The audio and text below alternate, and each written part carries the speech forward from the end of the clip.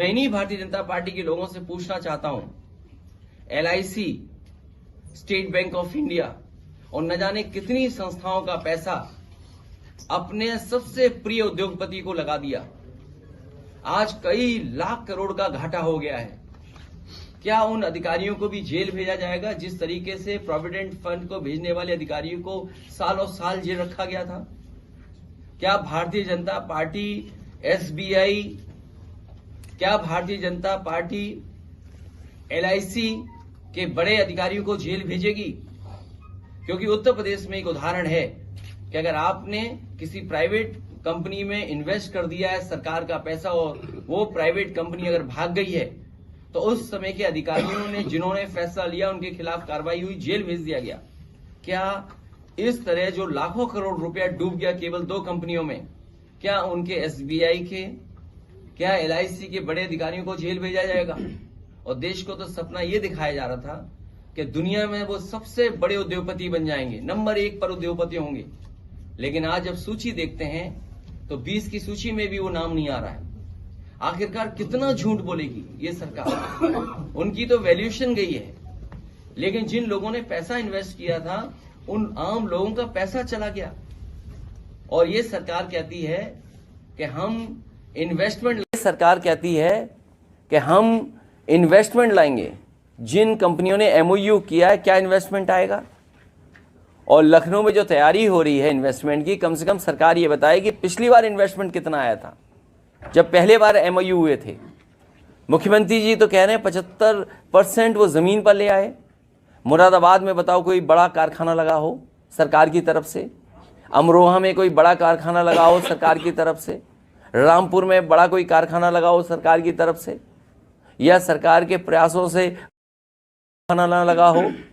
जब इन जिलों में और हम आसपास के जिलों में उत्तर प्रदेश में देखते हैं कि कहीं भी कोई बड़ा इन्वेस्टमेंट नहीं आया है, तो हम कैसे मान लें कि जो MOU हो रहे हैं वो सच MOU हो रहे हैं? और सच्चाई तो ये है कि भारतीय जनता पार्टी के लोग कागज़ लेकर के घूमते हैं और कहीं कोई अगर टाई पहने और सूट पहने दिख जाए उससे MOU कर लेते हैं। 5 लाख करोड़ का तो ज़मीन पे पहुंचा नहीं, अब तैयारी है न जाने कितने लाख करोड़ की। तो क्या ज़मीन पर पहुंचेगा? ये भारतीय जनता पार्टी जनता को धोखा दे रही है। जिस तरीके से नंबर 1 पे उद्योगपति पहुंचाने का सपना दिखाया था, वो पता नहीं उद्योगपति कहाँ पहुंचेंगे। और अभी तो शेयर गिर रहे हैं। पूरी सरकार लगी है बचाने में, पूरा तंत्र लगा हुआ है बचाने में, पूरी फाइनेंशियल इंस्टीट्यूशंस लगी हैं बचाने में।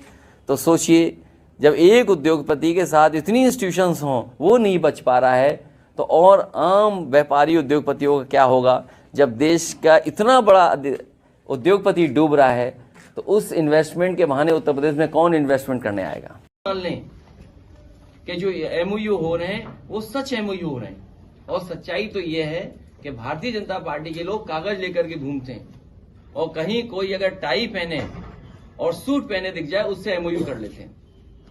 5 लाख करोड़ का तो जमीन पे पहुंचा नहीं, अब तैयारी है न जाने कितने लाख करोड़ की। तो क्या जमीन पर पहुंचेगा? ये भारतीय जनता पार्टी जनता को धोखा दे रही है। जिस तरीके से नंबर 1 पे उद्योगपति पहुंचाने का सपना दिखाया था, वो पता नहीं उद्योगपति कहां पहुंचेंगे। और अभी तो शेयर गिर रहे हैं। पूरी सरकार लगी है बचाने में, पूरा तंत्र लगा हुआ है बचाने में, पूरी फाइनेंशियल इंस्टीट्यूशंस लगी है बचाने में। तो सोचिए, जब एक उद्योगपति के साथ इतनी इंस्टीट्यूशंस हों वो नहीं बच पा रहा है, तो और आम व्यापारी उद्योगपतियों का क्या होगा? जब देश का इतना बड़ा उद्योगपति डूब रहा है तो उस इन्वेस्टमेंट के बहाने उत्तर प्रदेश में कौन इन्वेस्टमेंट करने आएगा? सर, मुझे याद है जिस समय बिजली विभाग का प्रोविडेंट फंड उनके कर्मचारियों का एक प्राइवेट कंपनी में इन्वेस्ट कर दिया गया था। वो कंपनी जब भाग गई, कंपनी जब लॉस में चली गई, तो उस समय जिन अधिकारियों ने फैसला लिया था उनको जेल भेजा गया था, उनके खिलाफ कार्रवाई की गई थी। मैं इन्हीं भारतीय जनता पार्टी के लोगों से पूछना चाहता हूं, LIC, state bank of India और न जाने कितनी संस्थाओं का पैसा अपने सबसे प्रिय उद्योगपति को लगा दिया। आज कई लाख करोड़ का घाटा हो गया है। क्या उन अधिकारियों को भी जेल भेजा जाएगा जिस तरीके से प्रोविडेंट फंड को भेजने वाले अधिकारियों को सालों साल जेल रखा गया था?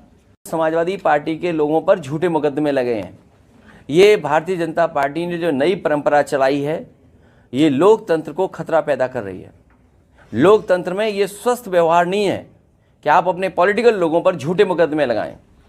काम कर रहा है और कई जिलों में भारतीय जनता पार्टी का पदाधिकारी बन के काम कर रहे हैं। वो रामपुर हमारे बगल में आदरणीय आजम खान साहब बैठे हैं, इन पे सब झूठे मुकदमे लगे हैं। इतनी परेशानी, तकलीफ और इस तरह का अन्याय किसी भी राजनीतिक परिवार के साथ नहीं हुआ होगा जितना इनके साथ हुआ है। आज जब मैं आपसे मिल रहा हूं, बात कर रहा हूं, सुबह सुबह मेरे घर पर एक परिवार आया और रोता हुआ आया कि रात में उनके परिवार एक समाजवादी पार्टी के पूर्व में रहे प्रत्याशी उसको उठा लिया है पुलिस ने।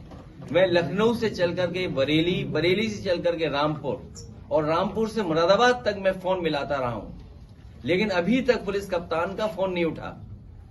सोचिए, अगर पुलिस के अधिकारी भारतीय जनता पार्टी के पदाधिकारी बन जाएंगे, उनसे क्या न्याय की उम्मीद करेंगे आप? और ये एक घटना नहीं है।